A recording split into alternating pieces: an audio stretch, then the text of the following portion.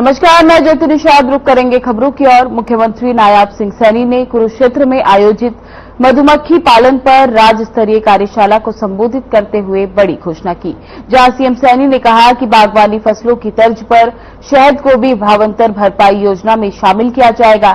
साथ ही उन्होंने कहा कि मधुमक्खी पालन किसानों के लिए अतिरिक्त आमदनी का एक साधन है, इससे फसलों की पैदावार बढ़ती है। आगे उन्होंने कहा कि प्रधानमंत्री नरेंद्र मोदी के स्वीट क्रांति के आह्वान को साकार करने के लिए हरियाणा तेजी से कदम बढ़ा रहा है। कुरुक्षेत्र के रामनगर में इजरायल के सहयोग से देश का पहला एकीकृत मधुमक्खी पालन विकास केंद्र स्थापित किया गया है, जहां किसानों को प्रशिक्षण दिया जा रहा है।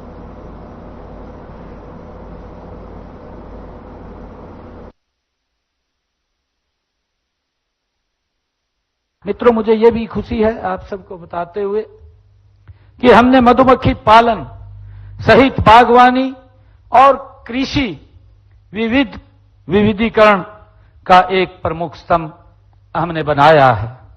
इस क्षेत्र के विकास के पर हमने विशेष हमारी सरकार ध्यान दे रही है। प्रदेश में वर्ष 2014 में कुल बागवानी क्षेत्र 1,17,000 एकड़ था, जो आज बढ़कर के 2 गुना हो गया है, यानी 2,60,000 एकड़ हमने बागवानी क्षेत्र के अंदर भी किया है। अभी भी मैंने अपने बजट भाषण के अंदर यह घोषणा की थी कि हम हरियाणा के अंदर 3 एक्सलेंसी सेंटर, उत्कृष्टता केंद्र, वो बना रहे हैं और जल्दी ही उसके ऊपर काम भी चल रहा है, ताकि हमारा किसान की आय बढ़े और वो हॉर्टिकल्चर के अंदर भी आए।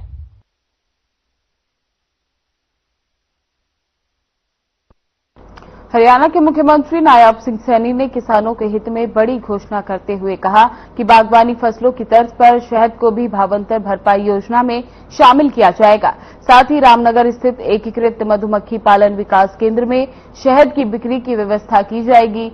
वहीं पर भंडारण और गुणवत्ता जांच की सुविधा भी उपलब्ध कराई जाएगी।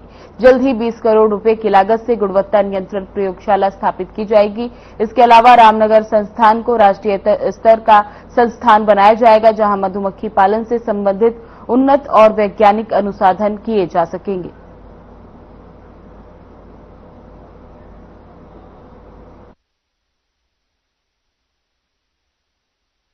आज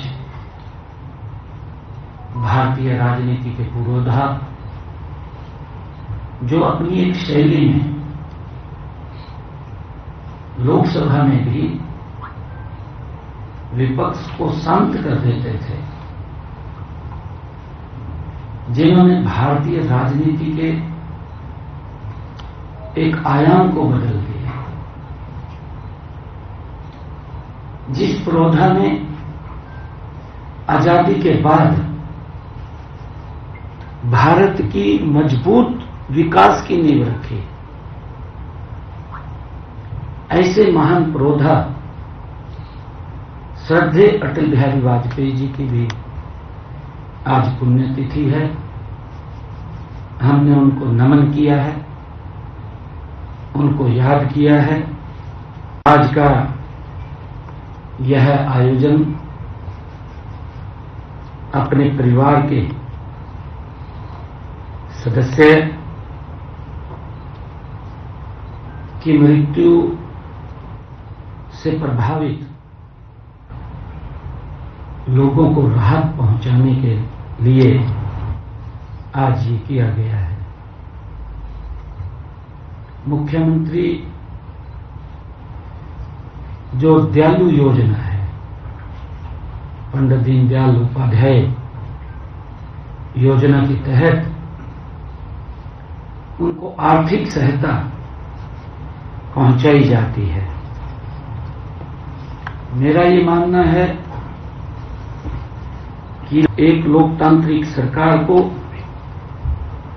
सभी नागरिकों के दुख दर्द व पीड़ा को उसी प्रकार करने की प्रयास करना चाहिए जिस प्रकार परिवार का मुखिया सभी सदस्यों की देखभाल करता है।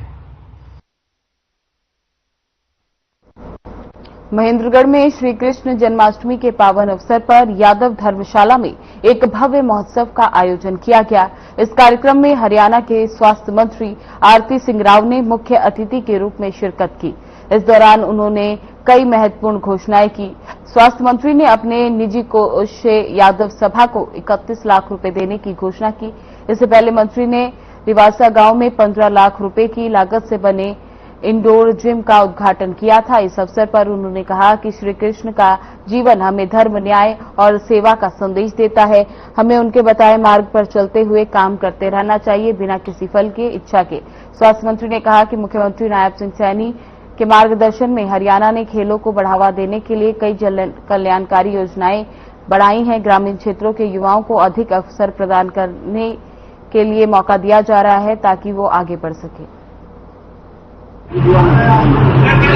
जी, हम मैसेज यही है कि एकजुट रहो और एक दूसरे की मदद करो और जब भी किसी चीज की जरूरत पड़े हम सब, कुलकवर सिंह जी और मैं दोनों हमेशा हाजिर रहेंगे।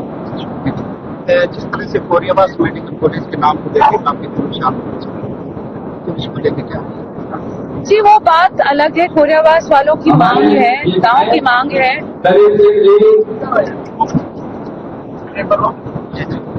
कोरियावास गांव वालों की मांग है। उन्होंने जमीन दी थी तो उन्होंने कहा था कि उनको नाम एक राव तुलाराम जी के नाम पे कॉलेज बनाना।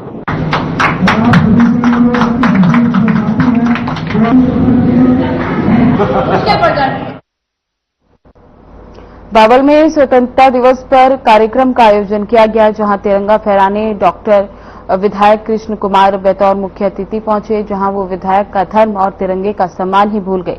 दरअसल तिरंगा फहराने के बाद सलामी के समय सभी लोग तिरंगे को सलामी दे रहे थे, तो वहीं विधायक कृष्ण कुमार सलामी छोड़ सावधान मुद्रा में ही खड़े रहे। तब एसडीएम मनोज कुमार ने उनके कंधे पर हाथ रखकर उन्हें याद दिलाया। तब उन्हें एहसास हुआ कि तिरंगे का सम्मान बड़ा है, न कि विधायक का पद। तब उन्होंने आनंद फनंद में तिरंगे को सलामी दी। तो शाम में हर साल की तरह इस साल भी श्री कृष्ण जन्माष्टमी पर्व बड़े धूमधाम और भव्य तरीके से मनाया गया। श्री कृष्ण जन्माष्टमी कार्यक्रम के दौरान एक तरफ जहां विभिन्न सांस्कृतिक कार्यक्रमों और झांकियों का मंचन किया गया, तो वहीं दूसरी तरफ भजन संध्या और कार्यक्रमों में माध्यम से श्रद्धालुओं को मंत्रमुग्ध किया गया। इस अवसर पर बाबा मुगीपा घाम में के पुजारी मुकेश शर्मा और अन्य श्रद्धालुओं ने कहा कि तुशाम के मंदिर में हर साल श्री कृष्ण जन्माष्टमी पर्व धूमधाम और भव्य तरीके से मनाया जाता है। बड़ी सुंदर सुंदर झांकियाँ मनाई जाती हैं। हर साल हमारा ये बहुत बड़ा सुंदर प्रोग्राम होता है और बाबा मुगीपा की दया से हर कार्य जो है बड़ी बाबा की कृपा से होता है।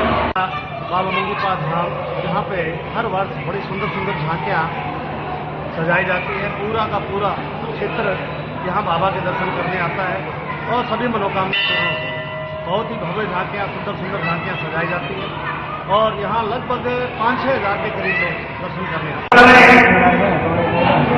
ये मान सम्मान का दौर।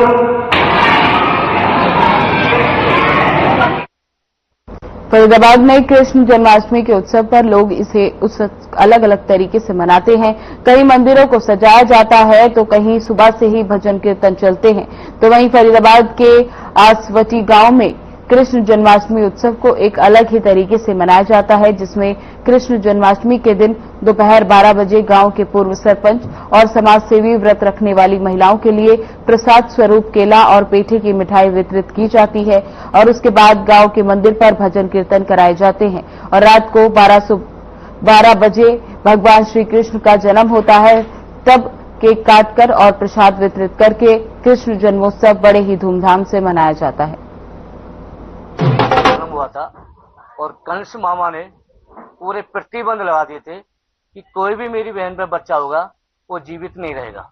मगर जो ऊपरले वाली कृपा होती है तो सारे साथ के साथ जेलों के तारे आंधी तूफान आए और टूटते चले गए और कृष्ण भगवान ने जन्म लिया और उसकी लंका उसके राजपाट से बाहर निकल के और समुद्र में अपना उसके पिता छोड़ आए। बड़ी बात है कि आपका दिन बेहद पूरे बहुत मनाया जाता है, बड़ी धूमधाम से मनाया जाता है। मथुरा में तो इसका रंग ही अलग होता है जहाँ जन्मभूमि है। मनाई जाती जन्मदिन हुआ कृष्ण जी का। अच्छा, जन्म हुआ है इसलिए मनाई जाती है। प्रसाद उसी खुशी में बट रहा है। हाँ। कौन बांट रहा है प्रसाद? अरे करण पहलवान। करण पहलवान कौन है? करण पहलवान यहाँ सरपंच थे पिछली बार, मतलब अब वैसे। अच्छा, हर बार बांटते हैं? हर बार। जुलाना नगर पालिका से बीजेपी के अध्यक्ष एवं डॉक्टर संजय कुमार ज्वांगड़ा के निजी कार्यालय पर विजिलेंस विभाग की रेड की गई, जिसमें मिली जानकारी के अनुसार अधिकारियों ने बताया कि उन्हें शिकायत दी गई थी कि जुलाना में तालाब के सौंदर्यीकरण का काम करीब 10 करोड़ रुपए की लागत से किया जा रहा था, जिसमें से आधा काम पूरा हो चुका है और उसकी पेमेंट नगर पालिका द्वारा की जानी थी, जिसके ठेकेदार ने आरोप लगाए हैं और एक शिकायत विजिलेंस टीम को दी थी। पेमेंट करने के लिए नगर पालिका अध्यक्ष ने अपना 2.5% पेमेंट कमीशन तय किया था, 2.5% कमीशन तय किया था, जिसको शिकायत ठेकेदार द्वारा विभाग को दी गया। उसने निजी कार्यालय से रेड कर पकड़ा गया है। बता दें कि अधिकारी ने जानकारी देते हुए बताया कि मौके पर सीसीटीवी कैमरे की फुटेज और अन्य दस्तावेज कब्जे में लिए गए हैं और आगे की पूरी कार्रवाई की जा रही है। ब्यूरो विजिलेंस के अंदर जिसके तहत हमारे को यहाँ कोई ठेकेदार है आपके जुलाना गांव में किसी ने काम किया है जोड़ का जी, जिसमें 10 करोड़ रुपए के आसपास का वो जोड़ का काम किया था, जिसमें 50% उसने काम किया हुआ था। और काम किया बेच में जो हमारे चेयरमैन साहब हैं उनकी तरफ से कोई डिमांड की गई थी और उन्होंने कहा था कि मैं 2 से 2.5% पैसे लूँगा, आपकी पेमेंट करवा दूंगा, जिसके लिए उसने शिकायत anti corruption bureau vigilance Haryana में दी थी, जिसके ऊपर कार्रवाई अमल में लाएगी। तो सर कितने रुपए का लेन देन बताया जा रहा है इसमें? अभी 2,27,000। हरियाणा के पूर्व मुख्यमंत्री भूपेंद्र हुड्डा ने नायब सरकार को पूरी तरह से विफल सरकार बताया। आपको बता दें कि उन्होंने कहा कि प्रदेश में लोगों को धमकियां मिल रही हैं और अपराधी बेखौफ हैं। कानून व्यवस्था पूरी तरह चौपट हो गई है और जनता खुद को असुरक्षित महसूस कर रही है। भूपेंद्र हुड्डा बहादुरगढ़ के में कांग्रेस नेता सतपाल राठी के भाई के निधन पर शोक जताने आए थे। सतपाल राठी के भाई सत्यवान का ड्यूटी के दौरान हृदय गति रुकने से निधन हो गया। भूपेंद्र हुड्डा ने जीएसटी के सरलीकरण के बयान पर भी टिप्पणी की।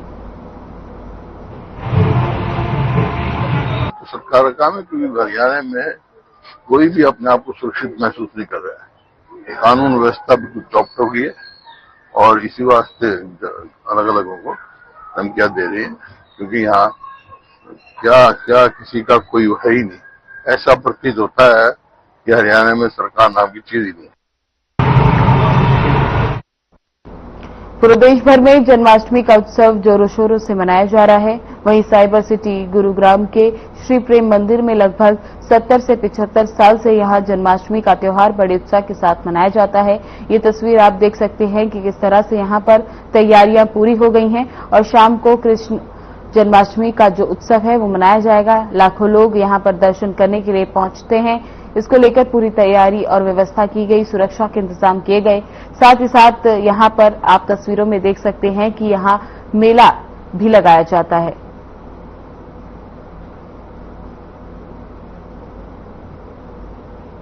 देखिए, हमारा जो ये श्री प्रेम मंदिर है, ये वर्ष 1932 में हमारे परम पूज्य परदादा, जो उस टाइम के यहाँ के हिदायतपुर छावनी के विधायक हुआ करते थे, जब ये पंजाब और पाकिस्तान एक था और ज्वाइंट पंजाब था, उसमें जब एमएलए थे, उन्होंने इस मंदिर की स्थापना करी थी वर्ष 1932 में। 1932 के बाद से ही, उनके समय से ही रक्षाबंधन वाले दिन यहाँ पे कुश्ती दंगल का मेला और जन्माष्टमी पे भगवान श्री कृष्ण का जन्मोत्सव इस श्री प्रेम मंदिर के प्रांगण में बड़ी धूमधाम से पूरा आजाद परिवार, सभी मंदिर के कार्यकर्ता, आसपास के जितने भी गणमान्य वो है निवासी, सभी जो भी भक्तजन मिलके इस बहुत सुंदर श्री कृष्ण जन्माष्टमी महोत्सव को यहाँ बनाते हैं। ये दिखाई दे रही तस्वीरें पलवल के प्राचीन पंचवटी मंदिर के प्रांगण की हैं, जहां सुबह से ही भक्त मंदिर को सजाने में लगे हुए हैं। जहां शाम होते ही सैकड़ों की संख्या में भक्त मंदिर पहुंचे और हरे कृष्णा का जाप करते हुए दिखाई दिए। बता दें कि आस्था के साथ लोग भारत में बड़ी धूमधाम से जन्माष्टमी का त्योहार मनाते हैं। कृष्णाय वासुदेवाय हरे परमात्मने प्रणत क्लेशनाशाय गोविंदाय नमो नमः। आज बहुत ही हर्ष और उल्लास का आज दिन है कि हमारे ठाकुर जी का प्राकट्य महोत्सव पूरे देश विदेश ब्रह्मांड में के नियंता जो आज का उनका प्राकट्य होगा और जन्मभूमि में आज ही के दिन उत्सव मनाई जा रही है बड़े धूमधाम। उसी के अनुसार हम सब भी पूरे भारतवासी सनातनी और पंचवटी पचोबन धाम के जितने भी अनुयायी हैं सब लोग आज ही भगवान का बड़े ही आज सुबह से ही 4 बजे से ही भगवान के दर्शन के लिए आज। पिछले एक सप्ताह से पेयजल समस्या से जूझ रहे बलदेव नगर के निवासियों का सब्र बांध टूट गया और वो सड़क पर आए। बलदेव नगर के निवासियों ने सड़क पर जाम कर जिला प्रशासन और वार्ड पार्षद के खिलाफ जमकर नारेबाजी की। वार्ड 29 के निवासियों की माने तो पिछले एक सप्ताह से पूरे इलाके में पेयजल की समस्या बनी हुई है। लोग बाजार से पीने का पानी खरीदने को मजबूर है। इतना ही नहीं, पिछले 8 महीने से पूरे वार्ड में गंदे पानी की सप्लाई हो रही है। हमारे यहाँ 3 तारीख से पानी नहीं आ रहा। 8 महीने से तो गंदा ही पानी आ रहा था, बाकी वो गंदा भी नहीं आ रहा। अब हम पार्षद के पास कई बार गए हैं, वो कह रहे मैंने टैंकर भेज दिए। टैंकर वो भेजता है अपने निजी आदमियों के साथ, जो उसके जानकार होते हैं वो टैंक में खाली कर लेते हैं। बाकी अगर कोई दूसरा बंदा बाल्टी भी लेके जाता है। पानी की वजह से रोड जाम करो है और 6-7 महीना है गए गंदो पानी पिए, अब वो गंदो भी ना आए रहो। और बाकी जहाँ गए जो भैया बाकी जहाँ गए तो मानी गेट बंद कर लो और हमसे बात ना करी। ऑफिस में गए, ऑफिस में तो भगा गए। यहाँ पर बलदेव नगर में पिछले 15 दिन से समस्या चल रही है पानी की, जिसके बारे में सभी विभागों में पार्षदों को इवन हमने विधायक तक भी सूचना दी है, लेकिन हमारी समस्या का समाधान नहीं हो पाया। और पानी की ये समस्या बहुत गहन समस्या है। एक भी घर में जो है पानी की बूंद भी नहीं है। आप ये बताइए कि जिंदगी को किस तरीके से। 20 दिन होगा हमारा पानी बिल्कुल नहीं चढ़ रहा है। मोटर हमारी फूक गई है। वो सबर का जो बाढ़ की बनी है वो आई नहीं है। उसका घर गया तो उसने दरवाजे बंद कर लिए। दरवाजे क्यों बंद कर दिया? ये उससे पूछो आप। नहीं, दरवाजा बंद करने यही काम है क्या मेरे पास? ये बैठे हैं जी, हमने 15 दिन हो गए, पानी की बहुत ज्यादा समस्या हो रही है, बहुत ज्यादा दिक्कत हो रही है। हम सबके पास हुआ है, हमारी कोई सुनाई नहीं करी है। और हम पार्षद के पास भी गए थे, हमारा देखो गेट बंद कर दिया। बोली यही काम है क्या मेरे पास, और काम नहीं है कुछ भी। तो वहां से चले आए, अब हम धूम में बैठे, हमारे को पानी आएगा 3 तारीख से। 3 तारीख से पानी नहीं आ रहा। हमें पार्षद के पास गुरुग्राम के बादशाहपुर में नीलकंठ एन्क्लेव में रहने वाले लोगों के मकान M3M बिल्डर और निर्माण एजेंसी की लापरवाही से गिरने के कगार पर है। उनके घर अब भी खड़े हैं, मगर वो घर अब रहने के लायक नहीं बचे हैं।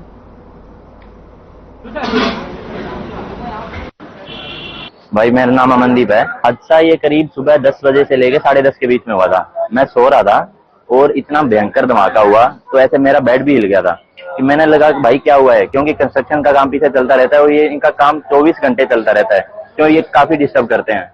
तो मैंने जाके पीछे देखा तो वो दीवार गिरती जा रही थी, जो भी इनकी जो बेसमेंट की जो ये पार्किंग की जो दीवार। मेरा नाम अखिल है। जब ये 10 बजे के करीब मैं ऊपर खाना खा रहा था अपना, तो मैं ऑफिस के लिए जा रहा था। उसी टाइम बिल्कुल जैसे ही खाना खा रहा था तो कुछ ऐसा लगा टीन की आवाज है कि कुछ गिर रहा है, तो मुझे लगा रोड पे कुछ हो रहा होगा। फिर एकदम से लगा कि कुछ बहुत तेज गिरा, बहुत तेज झटका लगा, पूरी बिल्डिंग हिल गई। फिर एकदम से ट्रांसफार्मर। मेरा नाम रविंद्र है, मैं यहाँ नीलकंठ एन्क्लेव का निवासी हूँ। मेरा यहाँ पे मकान है और आज ये हादसा हुआ। हम कल शाम से M3M स्मार्ट वर्ल्ड के अधिकारियों को ये बता रहे थे कि एक बड़ा हादसा होने वाला है। आज सुबह लगभग 10 बजे ये इंद्री अनाज मंडी में पिछले कई दिनों से धान की आवक बढ़ रही है। आज मौसम खराब होने के कारण किसान बड़ी संख्या में धान लेकर मंडी पहुंच रहे हैं। कौन सी वैरायटी लेकर के पहुंचे? 1500। कितने एकड़ की है? ये 5 किलियां की है। बिकी है अभी? हाँ बिक गई है। क्या रेट लगी है? 2941 रुपए। 2941 रुपए। और पहले भी आप लेकर के? हाँ पहले भी लाए। पहले क्या रेट लगी? पहले 3040। तो पिछले साल के कौन सी वैरायटी लेकर के? या 1500 बिकी है? बिकी। क्या रेट लगी? या 2700। क्या लग रहा है, ठीक है रेट या? अजय नहीं, रेट कम है, मेहनत ज्यादा है, इसमें खर्चा बहुत हुआ। खर्चा तो इतना हुआ, घना हुआ जी, इसमें क्या पड़ता ही नहीं आता। हाँ सारी बिकी है जी। लोकल भी लोकल कोई कभी कभी आ जाती है मक्खी। अब इसमें नहीं, लास्ट में चल जाएगी। कैसी अभी जो धान है वो आ रही है? धान तो ठीक ही है, अपनी अच्छी आएगी इससे। अच्छा, और ये गिल्ली है ज्यादा, अपनी सूखी आएगी, जल्दी कटवा देते। हाँ बढ़िया धान आ रही थी, ठीक रेट भी करीब 3031 हो गए वो हमसे। माल भी ठीक है, सख्त माल है, मतलब थोड़े मॉइस्चर के माल है, थोड़े बंदे भी वो 2800 2900 बिक रहे। नरम माल आ रहेगा? नरम भी आया कुछ। आज मंडी में कम से कम 15-20 हजार बोरी की आग है हर रोज की। ये जो जीरी आ रही है सारी यूपी की हरी, पूरे का तो कोई सीधी खड़ी मतलब ये 15 दिन के बाद आएगी। और राज्य परिवहन बगैर टिकट यात्रा करने वाले लोगों पर शिकंजा कसने के लिए स्पेशल चेकिंग अभियान शुरू किया। इसके लिए महेंद्रगढ़ जिले में विभिन्न टीमों का गठन कर इन टीमों को विभिन्न रूटों पर भेजा गया।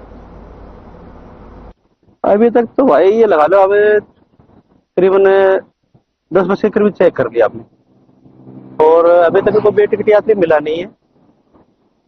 और हमने ये देख लो आप, इधर नावन मालडा वाली 2-4 रोड पर जाती वो चेक की है, और इधर इस रोड पे की है महेंद्रगढ़ रोड पे। पलवल की जल सड़कों की वजह से एक नवविवाहिता की मौत को भूलने से पहले दूसरा मामला फिर सामने आया। सड़क के गड्ढों से एक के बाद 2 पहिया वाहन चालकों की मौत के कारण बनते जा रहे हैं। बता दें कि नवविवाहिता की मौत के बाद अब इस तरह का दूसरा मामला पलवल के कराना गांव से सामने आया। मेरा खाना देने के लिए गया था पंप पे लड़का, और खाना दे के जैसे वापस हुआ उसके तुरंत 5 मिनट बाद मेरे पास फोन आया कि आपका लड़का रजोला एक्सीडेंट हो गया। किसका फोन आया? करतार नाम का बढ़ा गांव से। क्या बताया था उन्होंने, कैसे? उन्होंने बोला कि आपका लड़का रजोला एक्सीडेंट हो गया। रतिया में एक बहुत ही बड़ा चौंकाने वाला मामला सामने आया, जहां पंजाब राज्य से एक युवक ट्रक लेकर ऑटो मार्केट में मिस्त्री के पास इंजन का काम करवाने आया और रात को काम ना होने पर गाड़ी वहीं छोड़ गया। सुबह जब मिस्त्री ने आके देखा तो ट्रक के 6 टायर रिम सहित गायब थे।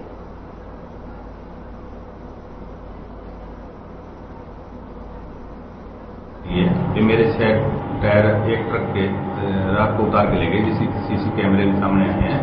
जो कंप्लेंट प्राप्त हुई है उसके अनुसार इसकी जांच करके नियमानुसार कार्रवाई अमल में ਆਮ ਨੂੰ ਮਤਲਬ ਕਿ ਅਸੀਂ ਚਲੇ ਗਈ ਗੱਡੀ ਇੱਥੇ ਖਿਲਾਰ ਕੇ, ਕੰਮ ਰਹਿ ਗਿਆ ਸੀਗਾ ਜੀ। ਠੀਕ ਹੈ। ਤੇ ਰਾਤ ਨੂੰ ਮਤਲਬ ਕਿ ਕਰੀਬ 10-10:30 ਵਜੇ ਦੇ ਚੋਰ ਆਏ ਨੇ, ਮਤਲਬ ਕਿ ਉਹਨਾਂ ਨੇ ਗੱਡੀ ਦੇ ਟਾਇਰ ਉਤਾਰ ਲਏ ਜੀ। ਕਿੰਨੇ ਟਾਇਰ ਸੀ?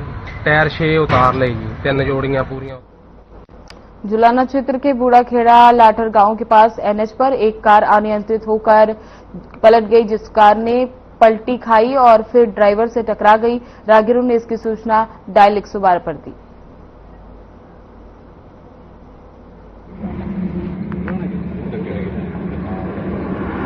गांव बूढ़ाखेड़ा के पास गाड़ी अनबैलेंस होगी और पलट गई। उसमें 3 जेंट्स और 2 लेडीज और एक छोटी बच्ची 2 साल की, उसको चोट लगी।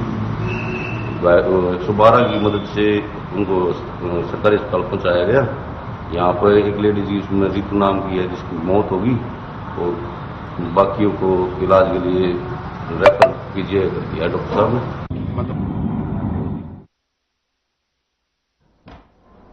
बुलेटिन में मेरे साथ बस इतना ही, पर अब वक्त हो चला है डॉक्टर राकेश गुप्ता के साथ हमारे खास कार्यक्रम प्लस माइनस का।